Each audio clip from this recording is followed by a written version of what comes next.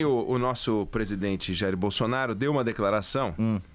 Aliás, ele deu duas declarações muito parecidas numa área delicada. Ele deu uma declaração sobre a privatização. E ele falou o seguinte: olha, é difícil esse troço de privatização. Se eu pudesse, eu privatizaria o Correio hoje.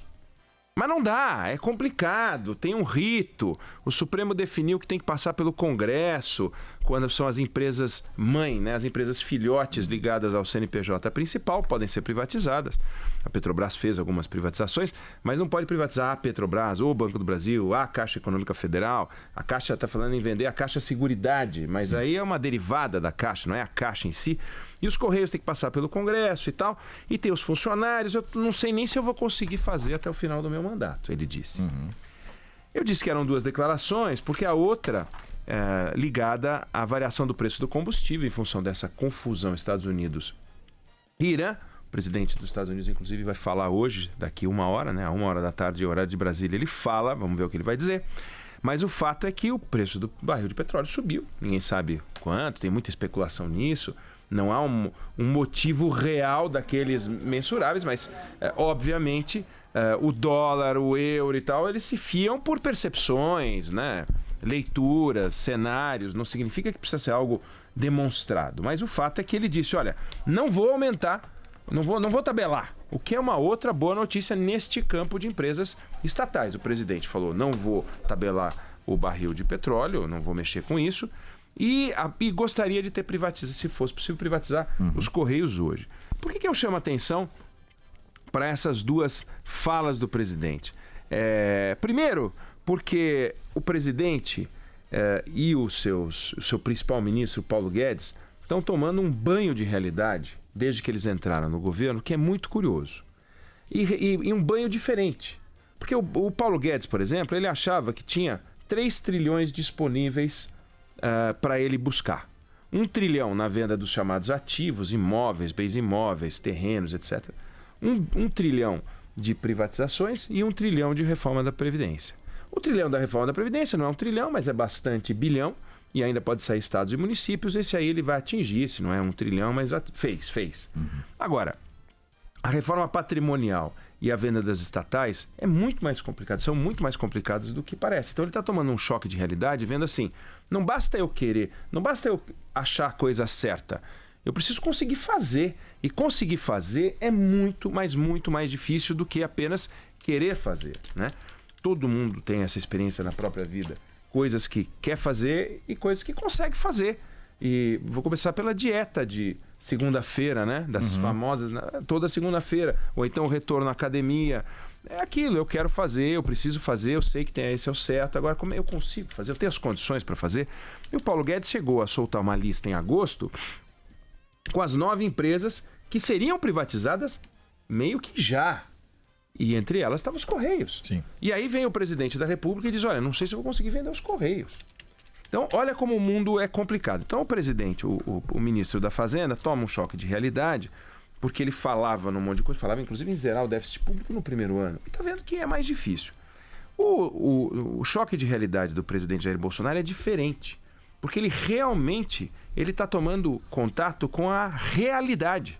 Porque o presidente sempre pareceu operar numa linha de pensamento mágico, diferente do Paulo Guedes. Paulo Guedes, você pode dizer o seguinte, tem um lado aí fantasioso dele de achar que pode pilim-pim-pim, né? Você quer fazer, você consegue.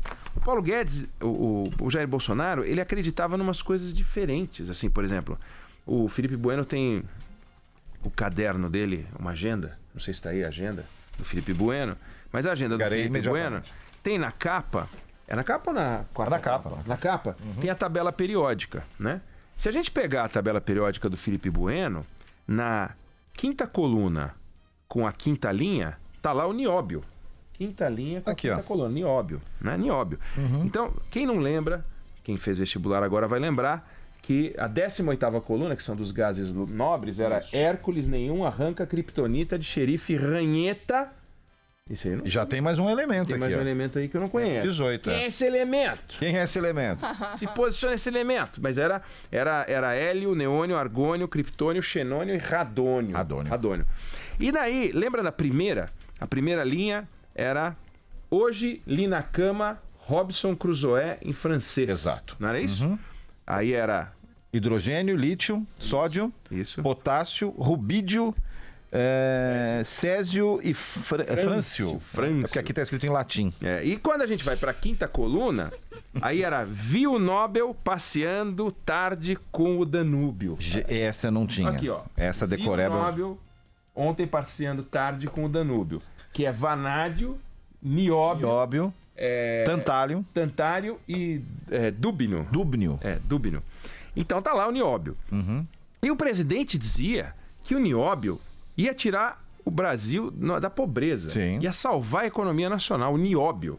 Ele olhava para esse elemento, dizia, esse elemento aí vai salvar a gente. E é aquilo, pensamento mágico. Todo mundo funciona por lógica de causa e efeito. Quando não acha uma explicação razoável, vem o tal do pensamento mágico. O pensamento mágico era esse. O Brasil tem uma riqueza fantástica, essa riqueza se chama nióbio. E se a gente tem, não é que a gente tem uma boa reserva de nióbio, a gente tem toda a reserva de nióbio do mundo. 96% da reserva de nióbio está no Brasil.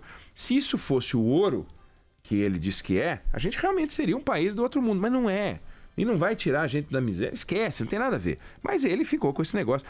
Mas ele já está falando menos disso. Repara que as fantasias, o pensamento mágico está dando lugar a uma visão um pouco mais realista. Eu não estou dizendo que é uma visão com a qual todos devem concordar. Claro. Não é isso não, mas já é mais realista.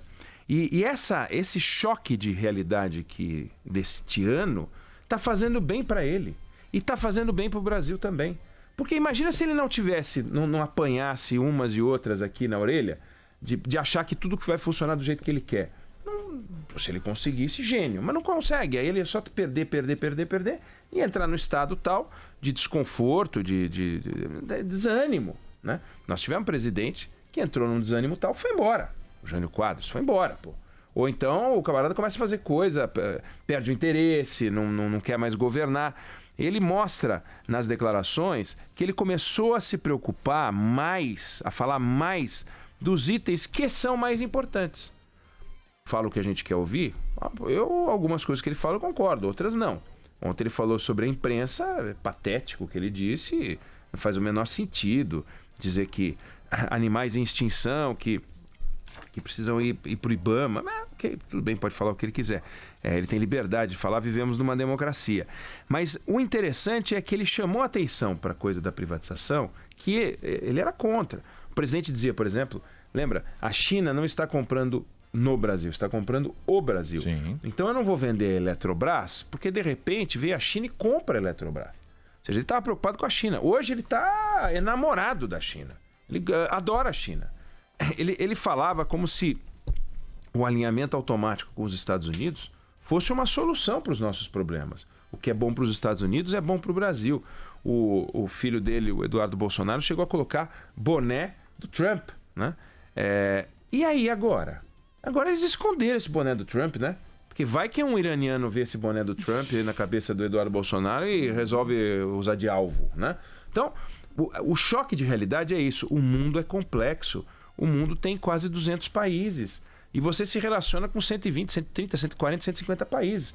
O Brasil troca 2 bilhões de dólares por ano com o Irã. Nós vamos abrir mão de 2 bilhões de dólares? Nós estamos em condições de abrir mão de 2 bilhões de dólares? Tudo bem, 2 bilhões de dólares não vão matar o Brasil. Mas nós vamos nos alinhar com um lado, com os Estados Unidos. E os Estados Unidos já mandaram ver na gente com uma sobretaxa, que daí depois o presidente Bolsonaro ligou lá para conversar.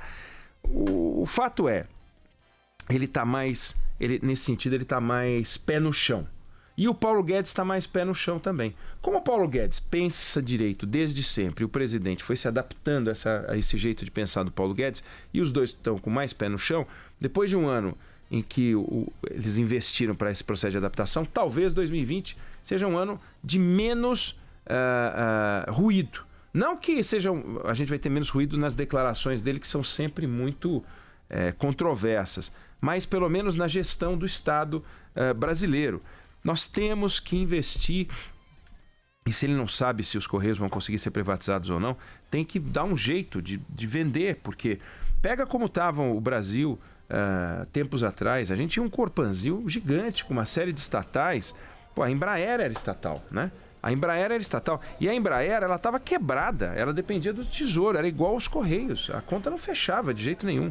Pega a Vale, que hoje é privada. Hoje já há muito tempo é privada. A rentabilidade da Vale ficava entre 1/3 e 1/6 da rentabilidade dos concorrentes, quando era estatal. Como é que pode? Isso é queimar dinheiro. Ah, não, mas é patrimônio do brasileiro. Não, é queimar o patrimônio do brasileiro. Vende esse negócio, ganha o quê? Aquela parcela dos tributos. O Estado é sócio de todas as empresas brasileiras, porque tudo que as empresas lucram, um pedaço vai para o Estado. Ele já é o maior acionista do Brasil. Aliás, o Estado é o maior acionista do mundo, né? Porque todos os países tributam. Então, o governo, a Vale entregava, para cada R$3 que ela entregava para o governo em tributos, entregava R$5 para o fundo de pensão dos funcionários. A Vale tinha sido tomada pela corporação, como aliás os Correios foram tomados pela corporação, como de resto as empresas estatais sem muito controle são tomadas pela corporação e começam a funcionar para os funcionários. Isso não é à toa que os funcionários são os primeiros que se insurgem contra o processo de privatização. Por que eles não são favoráveis? Dizendo, não, se vai aumentar a rentabilidade, se vai ser bom para o Brasil, nós somos a favor. Os caras são contra, porque eles sabem que eles vão ser os primeiros a perder. E eles vão ser os primeiros a perder porque o objetivo de uma empresa é dar lucro e aí os camaradas têm que mexer para dar lucro e a coisa se complica. Bom, o fato é, as declarações do presidente de que não vai tabelar o barril de petróleo e de que talvez não consiga privatizar os Correios, mas que se pudesse ele venderia hoje, marca uma mudança muito importante que a gente não deve minimizar. Temos um presidente da República olhando para coisas que começam a fazer muito sentido. E isso vai ajudar o Brasil a crescer. Se a gente vai crescer 2,5% ou 3% esse ano, se a gente pode ter chance de crescer mais, surpreender, vai ser se o governo surpreender, se o presidente Bolsonaro surpreender, para que os empresários possam dizer, opa, temos um ambiente econômico um pouco menos hostil, um pouco mais adequado para a gente produzir. E vai de coisas assim, como esta declaração do presidente. Então eu quero registrar esses dois fatos.